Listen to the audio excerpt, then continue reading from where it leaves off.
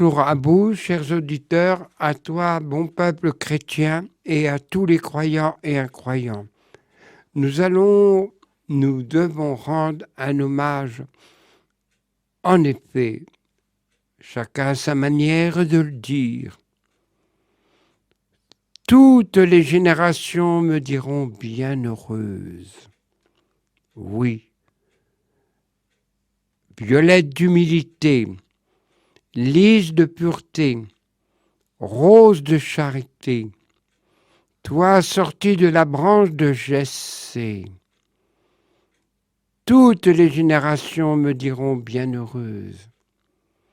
Et quand le haut Moyen-Âge a voulu édifier cette belle cathédrale, déjà est passée Geneviève, la sainte de Nanterre. Elle a été à Paris et elle a marché de ses pas sur cet endroit qui sera plus tard la cathédrale de Notre-Dame. Toutes les générations me diront bienheureuse. En effet, avec Maurice Sully, abbé évêque, avait déjà projeté en lançant de construire cette cathédrale. Mais il eut un témoin, Jean de Malta, qui est né dans notre jolie Provence, né à Faucon, près de Barcelonnette. Aussi, cela s'est édifié en plusieurs décennies, ce joyau. Aussi, un pape est passé quand il était étudiant, Innocent III, qui fut pape à Rome, mais il avait fait ses études à Paris et il voyait s'édifier cette belle cathédrale, cette dentelle de pierre.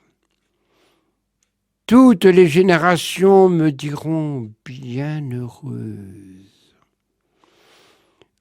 Aussi, là, sûrement que tous les saints, ne serait-ce, il est passé des bons et moins bons rois.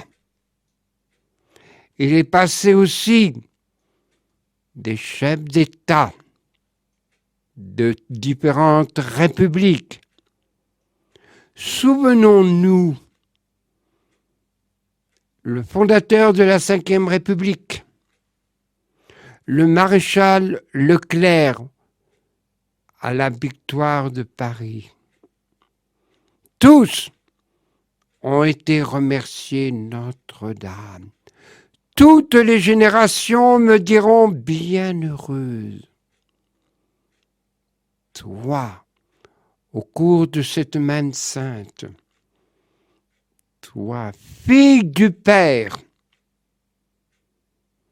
mère de notre divin Maître Christ, lui, le crucifié, le ressuscité, toi, l'épouse de l'Esprit Saint. Toutes les générations me diront bienheureuse. Combien de saints sont passés, ne serait-ce que celui du XVIIe siècle, Saint François de Sales, aussi d'autres. Mais autre que vous, Claudel s'est converti à Notre-Dame du Pilier par un soir de la Noël. Aussi beaucoup sont passés.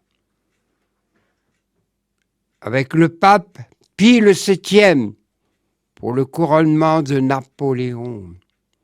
Mais il est passé aussi notre bien-aimé Saint Jean-Paul II, Benoît XVI, de leur présence ont honoré ces pierres, honoré ce vaisseau de prière. Et Lamartine a dit cette chose.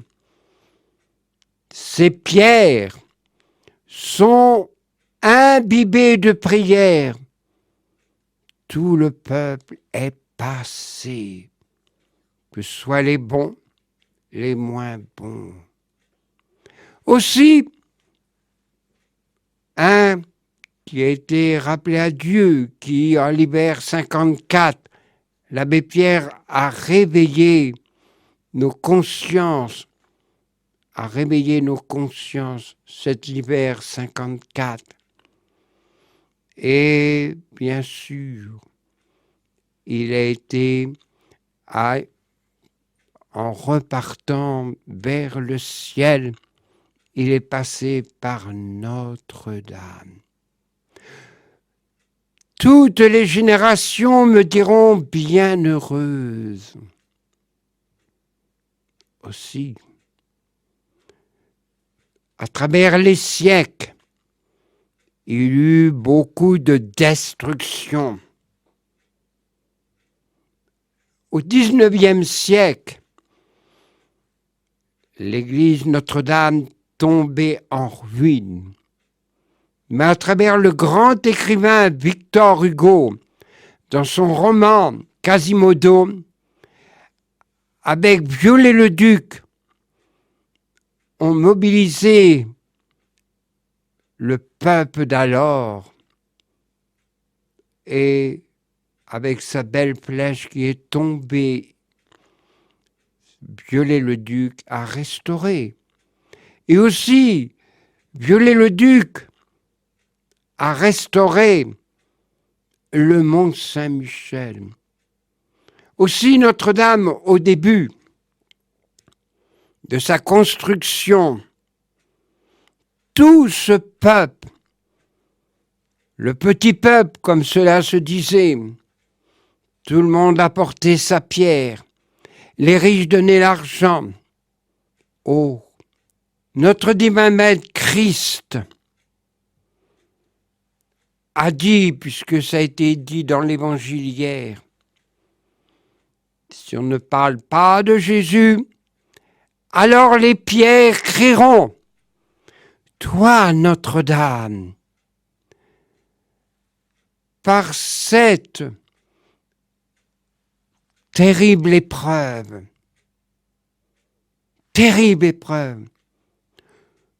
tout le peuple de croyants, de chrétiens, de catholiques, de juifs et aussi de nos frères musulmans. Vous les musulmans qui aimez Myriam,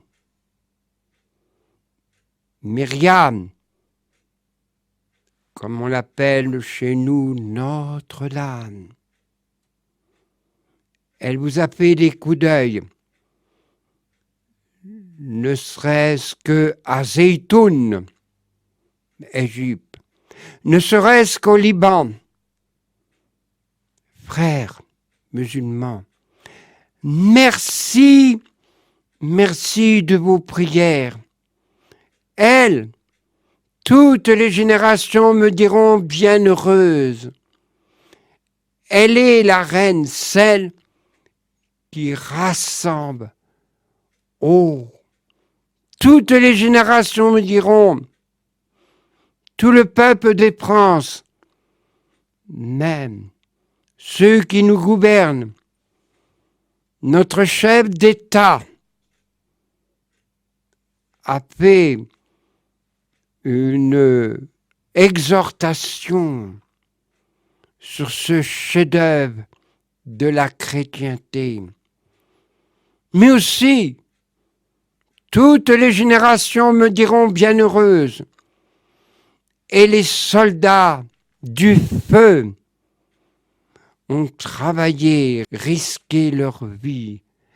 Merci à vous les soldats du feu. Merci aussi toute cette peuple qui a prié dans les églises, des églises ouvertes, et même la jeunesse est venue prier. Toi, la fille aînée, ne désespérons pas. Aussi, le peuple de France, dont elle a toujours, à travers les siècles, veillé sur son peuple, de rouspétance, mais c'est nous. France, tu sais que le peuple d'Israël, son temple, pour eux, c'était la présence palpable de Dieu, le Dieu d'Israël, le Dieu d'Abraham, d'Isaac, le Dieu de Jacob. Toutes les générations me diront bienheureuse. Aussi, par cette épreuve terrible, tu as réussi à réunir tous les peuples, tous les chefs d'État et tout le peuple qui va mettre sa main tirée de ses grosses économies, tout le peuple. Alors, toi, fille aînée de l'Église, il y a à reconstruire cette église, cette cathédrale, mais aussi tout le peuple chrétien va s'unir avec toi pour aimer ton Sauveur, notre Sauveur. Toutes les générations me diront bienheureuse.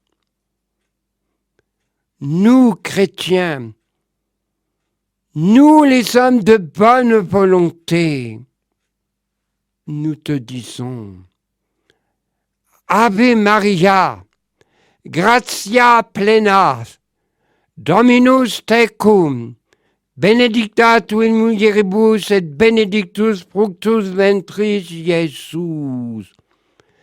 Santa Maria, Madre de Dios, ruega nosotros pecadores nostri et nobis nostre. Amen. J'ai confondu avec la langue espagnole et latine.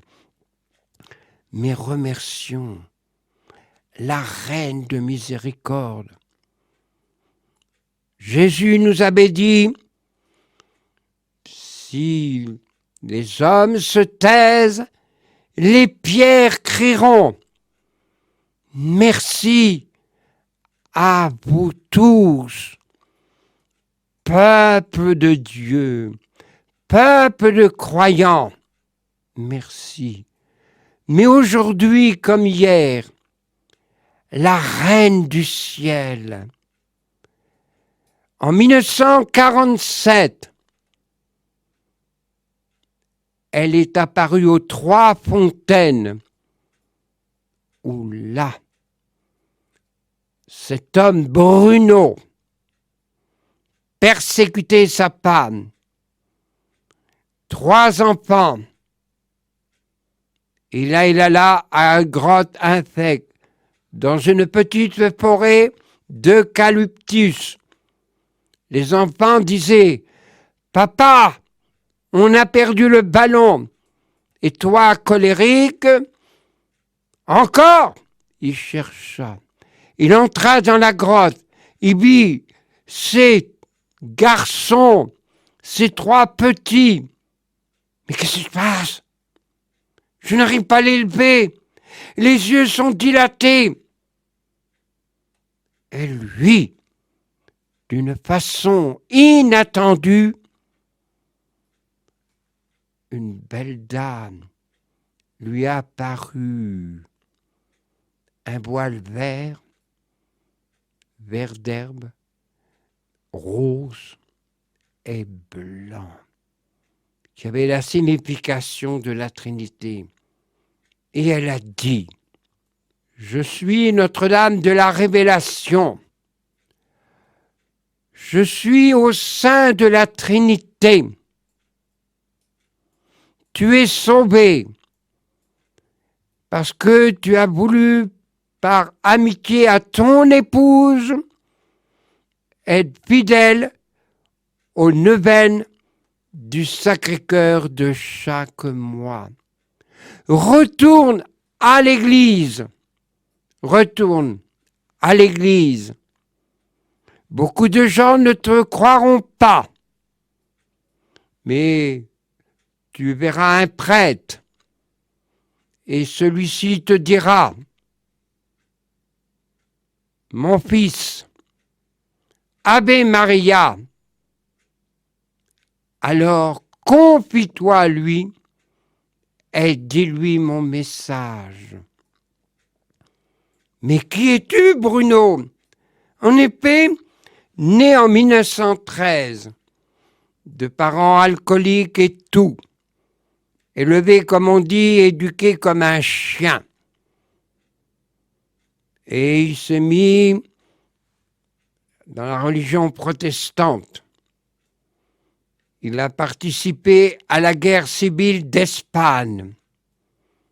Il était farouchement contre la Vierge Marie, contre le pape, qui à l'époque était Pie XII. Et là, elle lui a dit, tu verras le pape, quelqu'un te le fera voir. Et là, il peut retourner comme une crêpe, mais son tempérament était toujours le même. Fougueux, mais elle lui avait dit, tu traverseras des épreuves dans un songe. Il eut des épreuves. Il ne trouvait pas le prêtre qui était le signe Ave Maria. Et par la patience, par l'épreuve. Mais une chose que l'histoire dit, son épouse a beaucoup souffert. Elle a été tapée, battue, mais toujours priante, la Vierge, Notre-Dame de Pompéi, fidèle au chapelet. C'est grâce à elle que la Vierge t'a rencontré. Je suis Notre-Dame de l'unité. Je vous demande de prier le chapelet. Et bien sûr, je suis obligé de pousser, d'éliminer quelques épisodes. Mais voilà. Il va voir le pape Pie XII au bout de 2 ans. Il lui fait voir le poignard dans lequel il était inscrit « Je veux tuer le pape ». Quand il eut cette rencontre, Pie XII lui a dit « Je te pardonne, je te pardonne ». Notre-Dame a ce pouvoir de changer les cœurs. Surtout toi, Bruno, qui étais un grand blessé de la vie. Et aussi, grâce à ton épouse fidèle. Et tu as même vu notre pape aimé, Saint Jean-Paul II. Vous vous êtes rencontrés. Continue vers la voie de la sainteté. Voilà. Toutes les générations me diront bienheureuse. Surtout notre pays, la France, si éprouvé en ce moment. Cessons d'être des Gaulois qui nous disputons toujours. mettons-nous sous la protection de Notre-Dame de l'Assomption. Et fille aînée, retourne vite à la foi de tes pères, de tes anciens. Merci, bon peuple de Dieu.